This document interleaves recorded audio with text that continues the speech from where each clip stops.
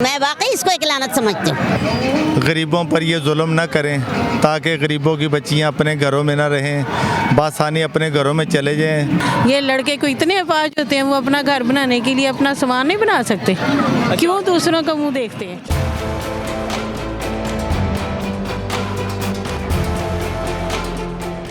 अस्सलाम वालेकुम नाज़रीन, स्पार्क टीवी के साथ मैं हूं आपका मेज़बान ज़ुबैर शबीर और आप देख रहे हैं प्रोग्राम वॉक्स पॉप्स।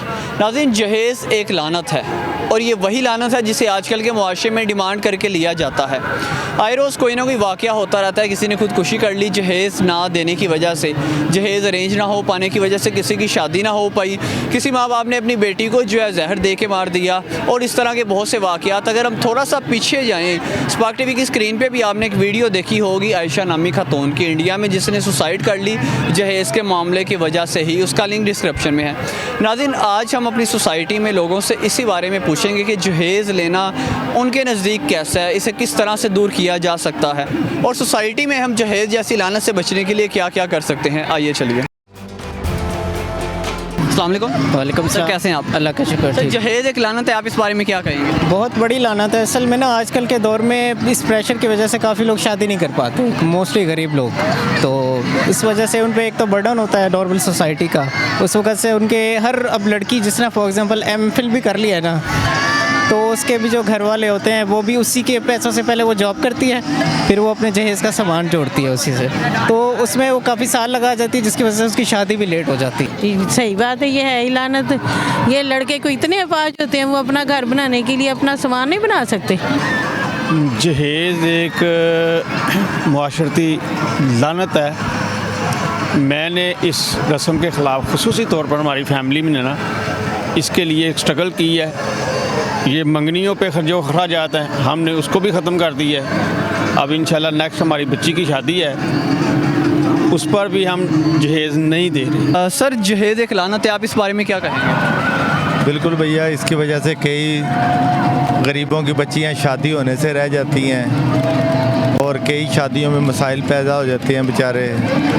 इसलिए मैं तो कहता हूँ इस लानत को ख़त्म किया जाए। जिस तरह हमारे नबी करीम ने एक लोटा, एक मसल्ला दिया था अपनी बेटी को, उसी तरह होना चाहिए। जितनी किसी को तौफीक हो वो उस हिसाब से दे दे, किसी को कोई डिमांड ना हो, ताकि गरीबों की बच्चियाँ बआसानी अपने घरों में जा सकें। मैं तो ये कहूँगी जहेज़ की वजह से ही हमारे अक्सर घरों में बहुत सी बच्चियाँ जो कि बूढ़ी हो रही हैं बैठी बैठी, जहेज़ ना देने की वजह से। और मैं वाकई इसको एक लानत समझती हूँ। ये लोग लेते हैं डिमांड करके, बाकायदा लेते हैं। मैं उनसे इस कदर में नाला हूँ, मुझे इतनी नफरत है ऐसे लोगों से कि मैं आपको बयान नहीं कर सकती। मेरी उनसे गुजारिश है कि खुदारा गरीबों पर ये जुल्म ना करें ताकि गरीबों की बच्चियां अपने घरों में ना रहें, बासानी अपने घरों में चले जाएं। किसी को जहेज़ का ताना ना दें ताकि वो गरीब की बच्ची खुदकुशी ना कर ले। जाहिर है पूरा माशरा ख़राब होता है। बेटियां बैठी रहती हैं, कोई गरीब है, कोई सही है, कोई नहीं सही, तो क्या करेगा। कुछ रिश्तेदार भी होते हैं जो बाद में ताने देते रहते हैं जहेज़ नहीं लेके आई।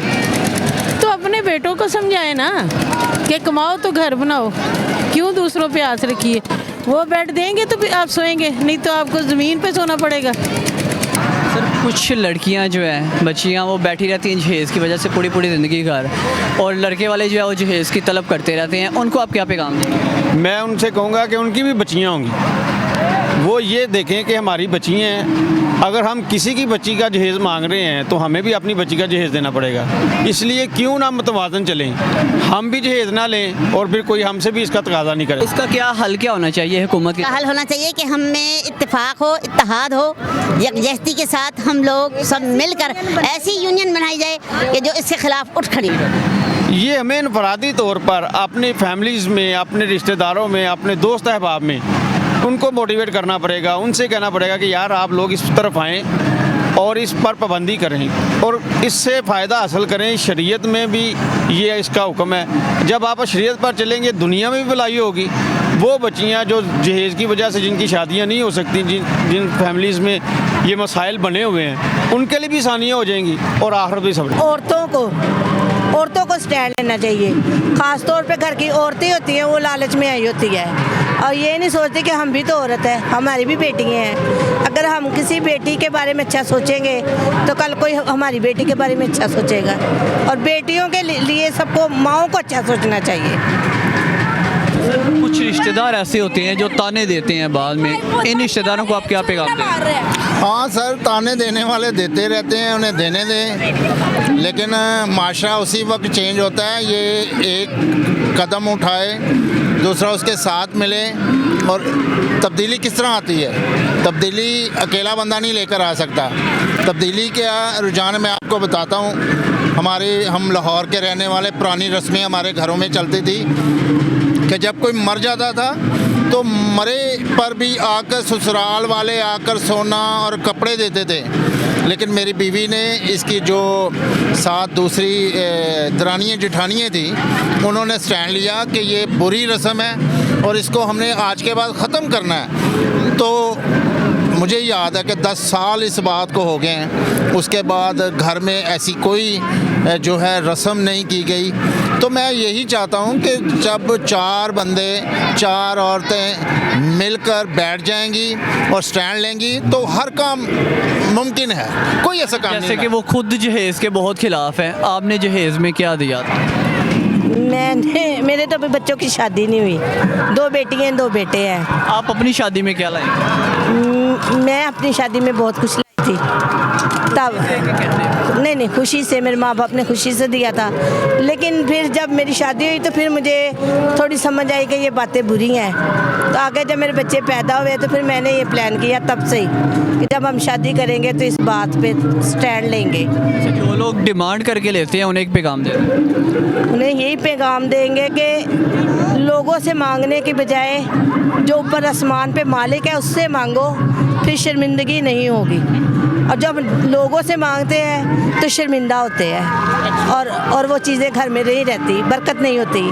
बरकत मालिक से मांगने में होती है, बल्कि लोगों के मांगने से, हाथ फैलाने से नहीं मिलता। शुक्रिया।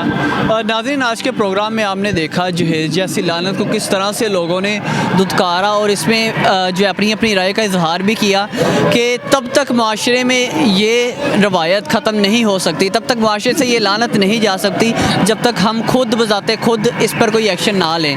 एक दूसरे के साथ मिलें, एक दूसरे को पैगाम दें, बल्कि खुद भी इस लानत से बचें। अपने बच्चों को इस काबिल बनाएं कि वो ना कि किसी से जहेज़ मांगे बल्कि खुद जो है उसका जहेज़ बनाने के काबिल हों। इसी के साथ अपने मेज़बान ज़ुबैर शब्बीर को इजाज़त दीजिए। अल्लाह ने के बाद।